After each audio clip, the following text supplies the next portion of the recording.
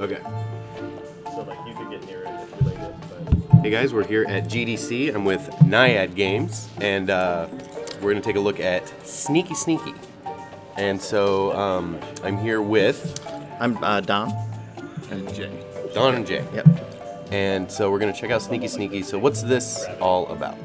Yeah, so Sneaky Sneaky is the game we've been working on for the last year. It's a stealth adventure. Okay. We built we crafted this demo specifically to show off the game a little bit here at GDC. So cool. We're showing off two of our zones, and we've got it Okay. sort of edited down to show just our core mechanics. So here's just an empty room where we can just show you player movement is pretty simply to sort of tap where you want to go, and the character goes. You can interact with the environment. Clicking on a tree will chop it down, and you're sort of changing the layout of the room, which becomes important later on when Are you doing hiding stealth. in a bush right there? Totally hiding. Oh, cool. Yep. So you can also hiding in a bush is your other evasion tactic. So here's a simple enemy, and he's patrolling back and forth on a path. No idea that you're coming. so you can see here the red squares are representing his perception range, and you can see that sort of gets clipped by this tall boulder when he walks past it. So you're safe there. Also hiding in this bush, you're pretty safe. So he'll walk right past you and not know, unless you decide to attack him from the bush. So what Jay did there was he did a sneak attack.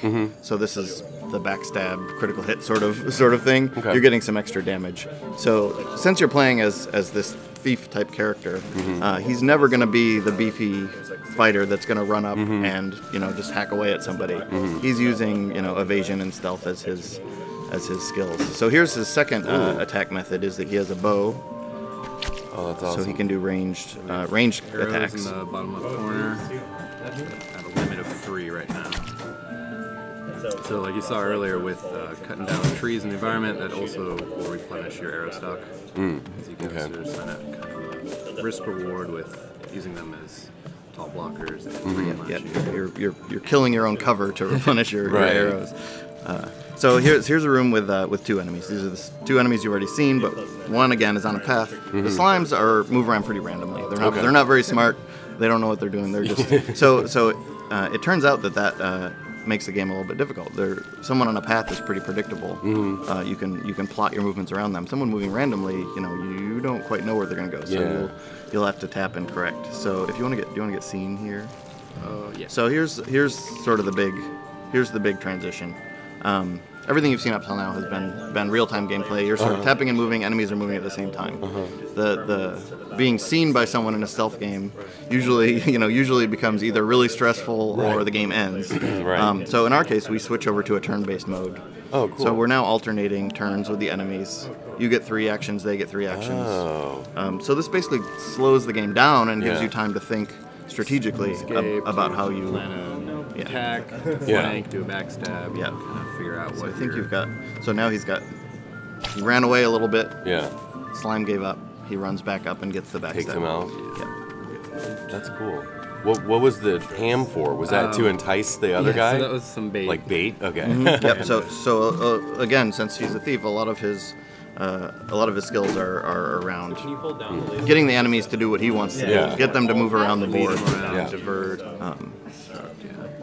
So this is sort of some placeholder scoring stuff that we're working on, but okay. So here's this is our second demo level. Okay. So this is based in a dungeon environment, and you'll see there's definitely some mechanics that carry over between environments, like the hiding in hay, and these barrels are sort of an analog for the trees, but but a little bit different.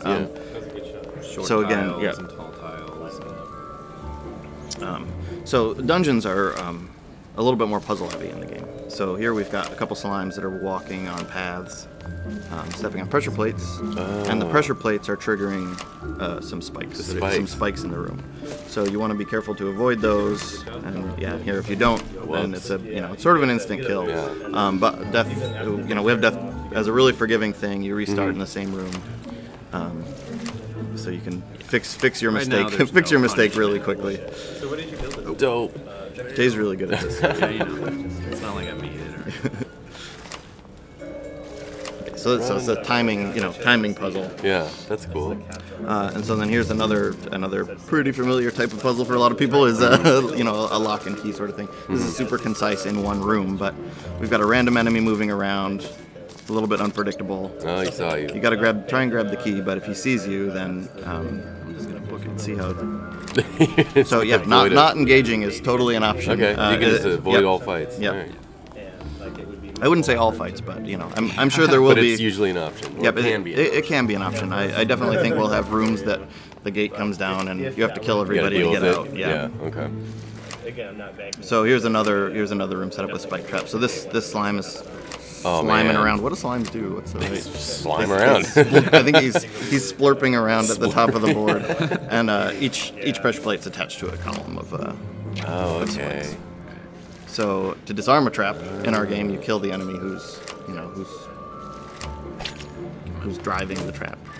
So and then here's another item. So harvesting trees is a free action. The character always has an axe, but rocks in the environment you can break by using a rock hammer. And that's an item that's consumable. So you can't do that all the time, but you're definitely going to find shortcuts and sneaky ways to get through a room. And you'll find those like during the game. Yeah. So here's another spiky room where we've got the player actually using the spike to his own advantage, killing the enemies as they step on. So yeah, it's an environmental hazard for you, but they're also hazards for the enemies. Cool. So you want to use them to your advantage when you can. Also thinking about using the arrows and your range attack for more than just combat. Like trigger like that. Do some Okay. shoot throughs, familiar, light the torches. I like the arrow shooting the dragon release. Yeah, it's pretty tactile and gets things off the grid and in interesting ways.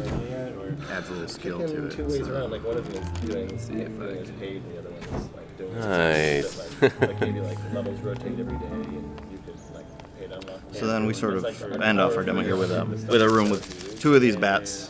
So they're flying over low cover. They can fly over the rocks that are there. Pretty big vision range. Yeah, I was going to say it's pretty high percentage chance that Jay's going to get spotted here. Yeah. So now he's got the strategy of figuring out how to get out of this situation, which isn't looking great right now. Well, so the pools of water will actually refill your actions, which are down to the bottom left here. So they're kind of an in-level way to, plan a series of attacks.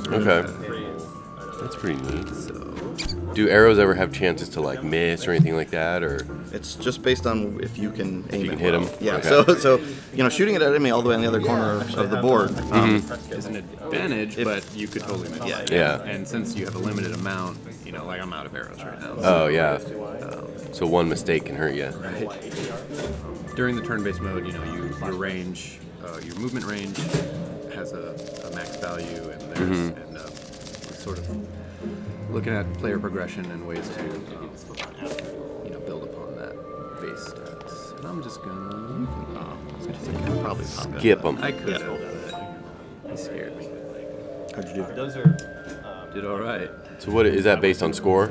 Yeah, this is It's a work in progress not for sure. balanced, But right? At all. yeah, I think and this looks pretty casual right now. I think we definitely are making the distinction in our minds that we're not really trying to make a casual game. We just want to make something really approachable. Yeah. We're taking the stealth and adventure game sort of genres and making them really approachable for iOS. But there's going to be some RPG mechanics. And, Player so I think progression, actually I fucking several environments. You can throw the permadeath in there for the people that want that. right, yeah, And have the hardcore Eat it all in one go. Yep. That's a good idea. And, So how far along, or how far away are you from release? Do you think? we're pushing for summer. Summer? So we're, we have a lot more than what we're showing here. Yep. So this is the first two zones that we've been working on. So they're sort of the most presentable. We've got 2 to 3 more that we're working on that are different environments. There's we've been playing with a desert environment and a city environment.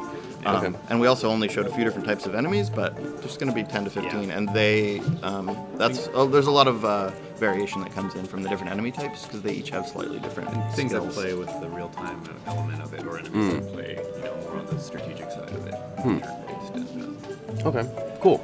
So, well, that was Sneaky Sneaky. It looks pretty awesome so far, and shooting for sometime this summer, so we'll be keeping an eye out for it and let you know when it comes around. Thanks a lot, guys. Thanks.